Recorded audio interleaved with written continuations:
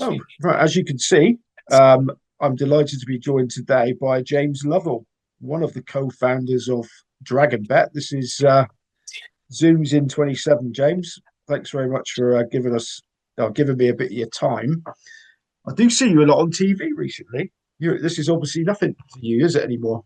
Oh, I'm not sure about that, Simon. I get nervous every time. I get nervous every time I see you. Never mind about when I get the Sky Sports interviews. But yeah, it's been yeah, nice to get the brand out there a little bit on Sky Sports Racing. So but I never feel comfortable. Every single time I'm nervous and but you just got to try and be honest and get through it, haven't you? You hide it well. You've always seemed quite relaxed in front of camera.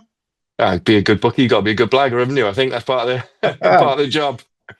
Yeah, talking of which, being a good bookie, how long is it now? DragonBet's been going. Seems short time, but it's Um, a while, isn't it? yeah, it seems like a lifetime. It's pretty quick actually. You came to our opening day at Foss last, was it three years ago?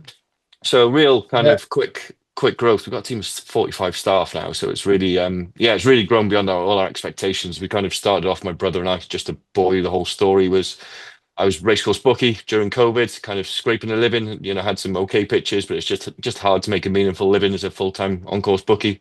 My brother was in running full-time pro punter, and he was just sick of the ups and downs of being a pro punter. And kids come along, it's not quite as cool and sexy when you're older.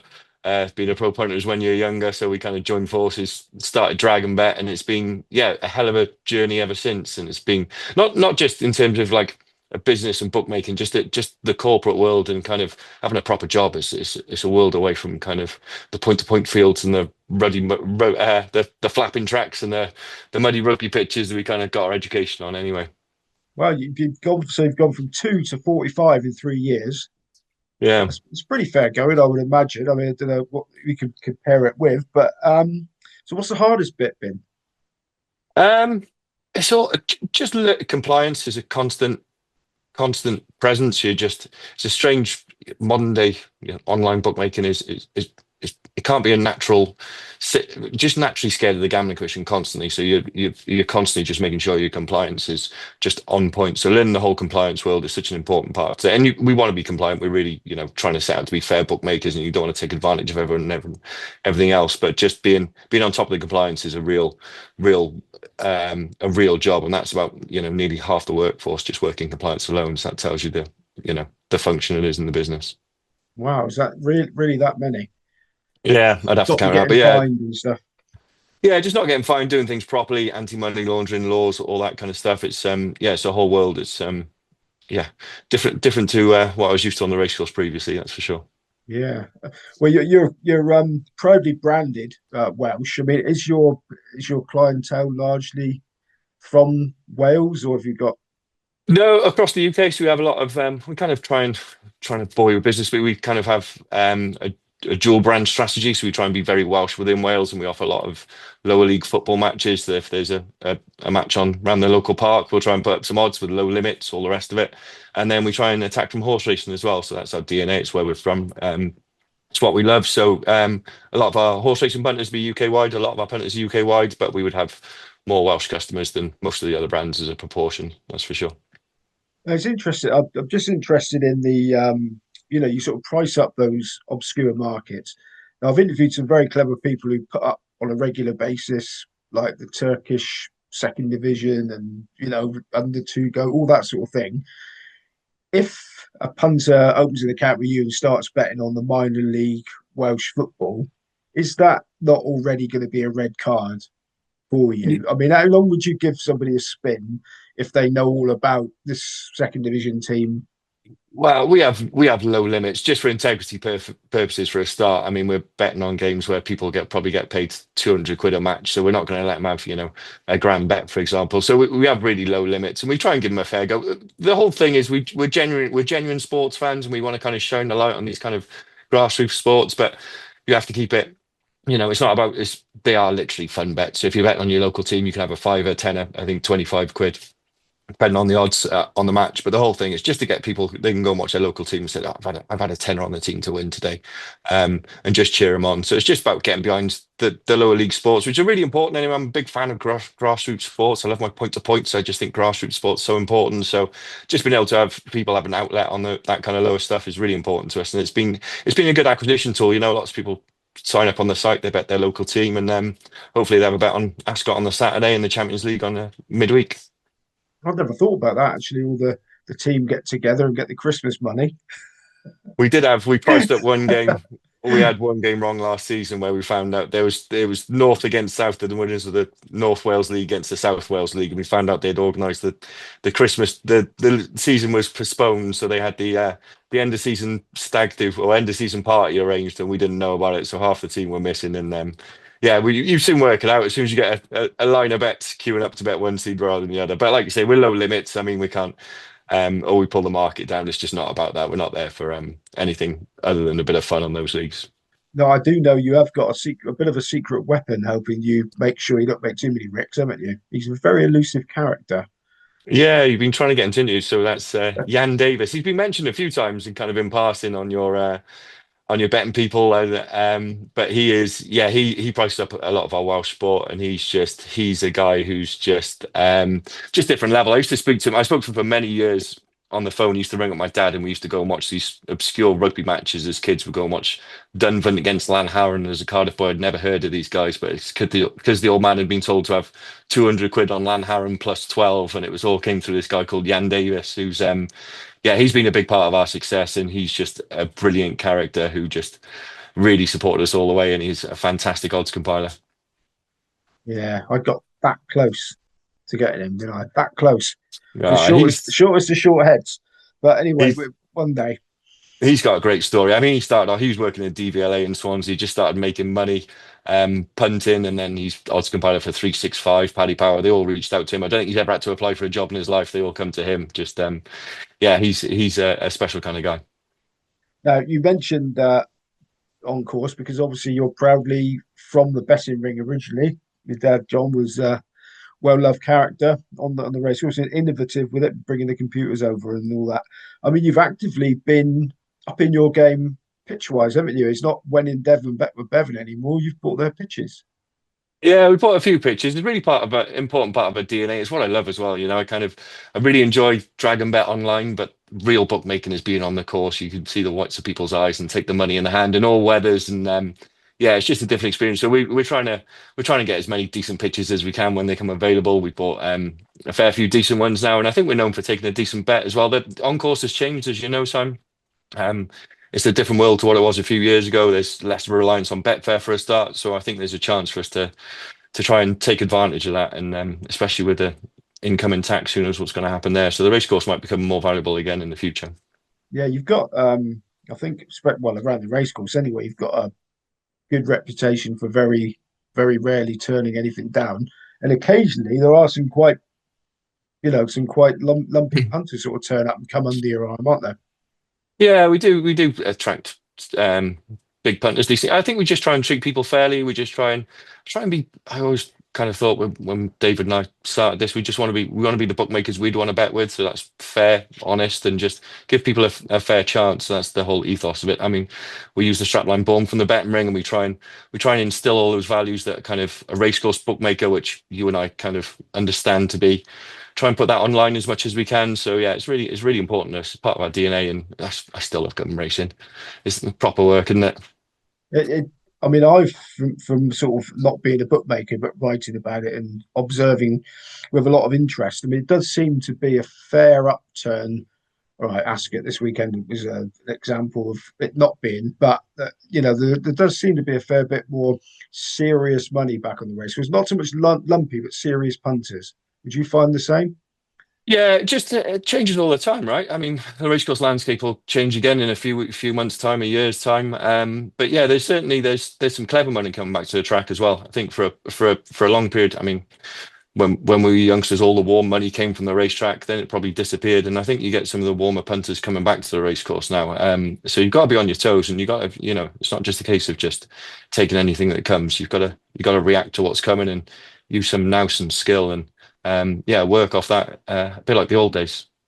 Yeah, I've seen a lot more bookmaker hedging money as well. Do you get that? Yeah, a lot of the bookmakers hedge with us. We generally don't hedge too much, or will if there's if I think it's appropriate. But yeah, a lot of bookmakers come. I mean, Betfair's getting weaker, right? The exchanges are definitely weaker. They're not what they were for a myriad of reasons. So yeah, it's good, and it's good to see money going around the ring. I think it's really a good thing. If I do have a hedge bet, I don't do it on the exchange. I try and share it with the other bookmakers because I think it's really important that the money sloshes around and everyone gets a piece of it. And what everybody wants to know: have you yet uttered the words "Leave me out, you're too clever for me"?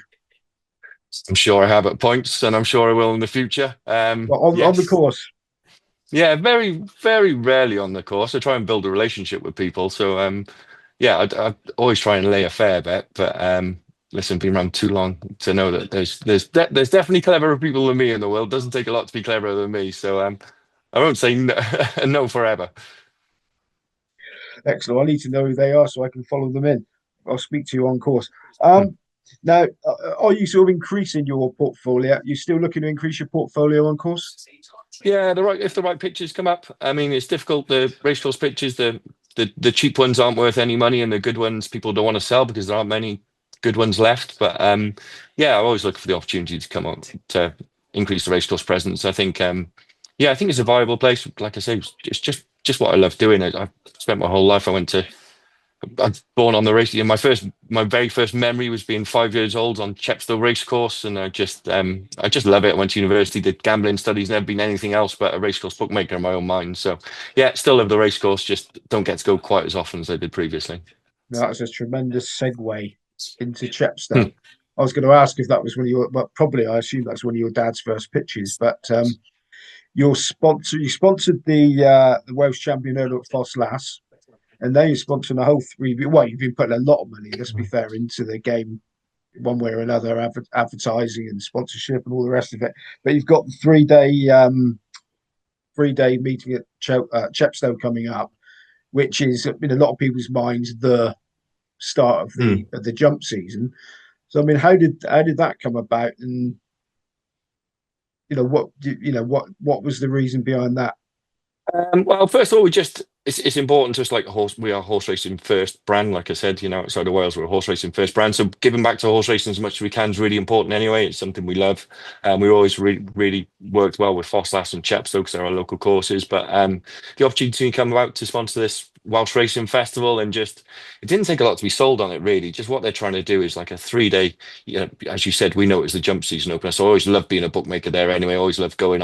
I like jump racing anyway. Um, and just being able to get behind a festival that kind of offers real good value for the customers at Chepstow, our local course. It's just and Chepstow's always going to hold a special place to us. It's our home venue. So being able to get behind something like this is it's a real proud moment actually. And just thinking we were a small company 3 years ago, my brother and I, to be able to sponsor a big event like this. I mean, we put a lot into it. It's yeah, it was took a lot of consideration, but Chepstow have really been excellent as well. Everything they're trying to do, they're wow, we're both putting in money. If there's a Welsh winner, we're going to make a donation. Christian Williams' daughter, Betsy's going to ring the bell before the first race.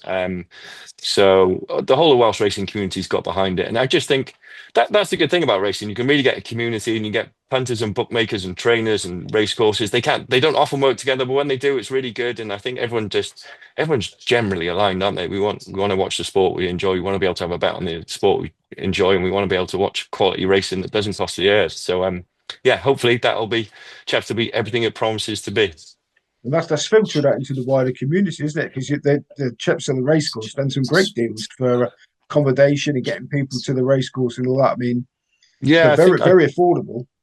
I think they did I think it was a 99 quid package, which was two tickets Yeah, for 2 days, a shuttle bus back and forth to one of the Celtic Manor hotels, not the Celtic Manor, but one of their collection hotels.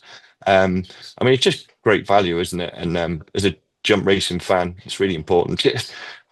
If you speak to bookmakers, the racecourse bookmakers, the biggest gripe is admission prices. So they're trying to do something about that. And everything, all the headlines around Cheltenham and the falling attendance is there. It's really expensive. So Chepstow's not going to be Cheltenham. It's not going to have the same the same runners, but hopefully it's going to have a good few entries. I see Gordon Ellion's got a few, and Paul Nichols always targets that meeting. So it'll be high quality racing, and it's not expensive, and it's what racing should be about, right? It should be at the racetrack enjoying the sport and not absolutely skimp by the time you spent a few quid on a crappy burger and just to get through the gates.